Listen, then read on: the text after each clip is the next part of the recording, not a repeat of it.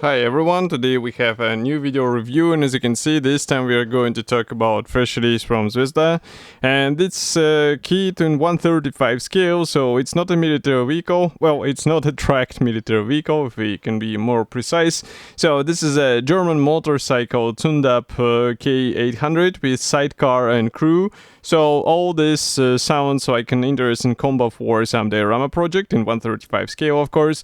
And the kit number 3117 is the final shape of this release, and it was bought with your help, with help of your donations. So we are going to take a closer look together and see what is actually supplied here and why it might be an interesting change from all of these tracked and wheeled vehicles we are used to seeing the same scale. So first of all, the box size is surprisingly large. Here you can see comparison with my hand. We have quite nice box art here showing two soldiers on this motorcycle. Here on the side you can also see the decals map. If camera will focus, you will be able to notice that there are plenty of the symbols, and also here you can see the parts numbers. It's 108 parts and the length will be 6.2 centimeters. We also have another kit in the same scale advertised here and also on the opposite side, and on the rear side you can see also the pictures of the finished model. So as you can see, it's assembled and painted, and here we also have the QR code for the kit info page as far as you can guess. So as usual, box is sealed with the tape from both sides, and I'm going just to cut through it and open it in order to show you what is inside. And as you can see, this color printed sleeve is actually used only to give you the idea about the kit, while inside we have sturdy brown cardboard box which protects everything inside. I just need to swipe over the dust from the box and we will check everything closer together. So just give me a second to open this box. And well, all the parts, they are coming in a sealed plastic bag like this one, as you can see here. And now I just need to cut through it and show you all the parts. In the meantime, I can also remind you that I can recommend you some other kits in 1/35 scale. There are plenty of interesting releases from some other brands, and you can find them easily on the same YouTube channel which you are watching right now. And well, there are also some build reviews as well. So in case you're interested, you know what to do. And first we are going to talk about the Sprew B. So here, as you can see, we have the parts for the sidecar, and that's why I will zoom in so that you can see all of these parts a bit closer. So the sidecar itself should be assembled out of two halves. Note the spokes here are pre-molded together with the tires. So for some models it will be enough. For some models they will just cut out the plastic part and replace it with a metal wire. But do it with the caution, because it will require the certain skills. Otherwise you might end up with the damaged part and then it will not look like a real thing. I think for a 1/35 scale standard out of the box build it should be enough, but for those who are searching for a bit more features, well, then you can go for it and try to replicate a bit more. Here inside you can see also the guiding pins for the sidecar parts, and this is quite a smart design because it will help you with alignment, but at the same time you will have to be careful in order to avoid the gaps and seams in such visible areas. So pay attention to how it will be joining. And well, I do not have any big doubts or, let's say, worries about the design of this kit, but it's always good to be a bit more careful. Next we continue with the figurines. So as you remember, this will be two soldiers sitting on the motorcycle, and here you can see these figurines.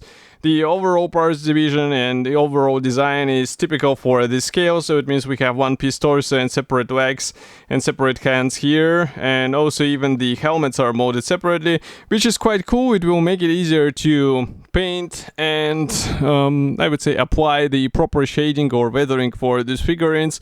You can also choose your own items in case of the helmet, for example, so it's a good thing when such items, they are molded separately. And as you can see, there are some minor guiding elements, but it's again a good thing to be careful while joining all of this stuff together, because you might end up with a toy soldier, or you might end up with a convincing appearance of the figurine in the finished state.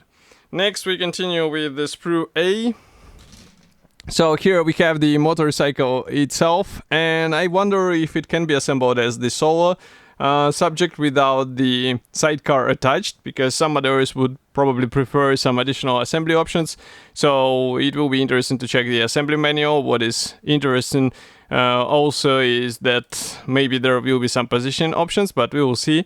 And overall molding quality, the how the kit is structured, it looks really good. So here I don't have any complaints, and I think it's worth zooming in so that you can see, for example, here the frame parts. Obviously the frame is separated into several segments.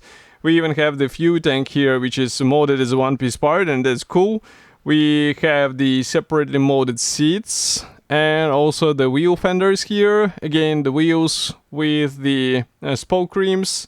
And here you can see also some side bags which will be installed on the bike as well. So some of the parts are really small and tiny, so that's why it's a good idea to be careful. Here I'm showing the comparison with my fingertips so that you do not underestimate this kit. It might be a easy looking thing, but it will take some time. And as you can see, the wheels should be actually assembled out of two halves. There are guiding pins which will help you with alignment, but that's pretty much all you get. And maybe that's why it might be a good idea to check how you can replace it with a metal wire, because it will give you a bit more realistic appearance. Next, or maybe there will be also some 3D printed parts, but this is also a question of additional money spent on this build. So next I'm opening another plastic bag. There we have the clear plastic sprue and also decals. So it's not hard to guess that the clear parts, well, they will be used for the headlamp, and I just zoomed in order to show you this very big part. As you can see, it doesn't take a lot of space, and this is a nice looking lens, but I wonder if well, it will be necessary to mask it. And next we continue with the decals. So here you can see that we get several license plates, and we also have the dial for the tachometer, so it's also quite good thing to have in such scale. And next we continue with assembly manual. So this one is printed in black and white format. So I'm zooming out and closing the lenses. Now you should be able to see that here we have the short history note on the first page. We also have some recommended tools. And next we continue with the parts map, which is a bit well, tricky to open, but here you can see it. And let's zoom out even more so that you can see all of this page leaflet. So here we have the parts map. Assembly process starts with an engine. An engine is assembled out of several parts, which is quite impressive for this scale. And of course it's a good idea to pre-plan how you will be painting all of these parts, because as you can see, in some cases it will be really hard to get to these elements later, especially once they are installed into the frame. Next we continue also with the sidecar suspension. Here we assemble the front fork, and as far as you can see also the fuel tank goes in place. Next we continue with assembly of the wheels, and that's actually the rear fender, which is assembled out of two halves, which is quite interesting. We also have the separate exhaust, but these were molded as a single piece parts. And here you can see also the sidecar suspension being connected together with the motorcycle. Then you continue with the sidecar assembly. You also have here the first marking option parts which are specific for this marking. As you can see, the machine gun and also the tarp on the spare wheel. And also here we have the figurine assembly guide, and there is also the second marking option. I'm trying to understand what is the difference, because as you can see we have the guy installed inside, and also machine gun is used in both cases, so it will be interesting to check the marking guide. So as for the marking guide, it is printed in color, so I will show it in a second. Here it is. Here we have the first marking option, and as you can see, motorcycle is shown from all sides, and the main difference is this tarp on the spare wheel, and as far as you can see also the machine gun probably. And of course you can assemble this motorcycle without the figurines. I'm just looking at the assembly manual in order to understand what is the additional difference, because here the motorcycle is shown without the figurines, but obviously you can install it. This guy would look strange because, as you can see, he is pre-shaped in order to hold the machine gun in hands, but you can use the rider only with the empty sidecar, or place something interesting in the sidecar. That might be a good start for some unusual diorama project. So overall, it looks like an interesting thing in 1/35 scale from Zvezda. It should be already available, and of course I will be happy to hear your opinion, so do not forget to write it here in the comment section below, and I will see you in the next video review as usual. Thank you for joining me today, and bye.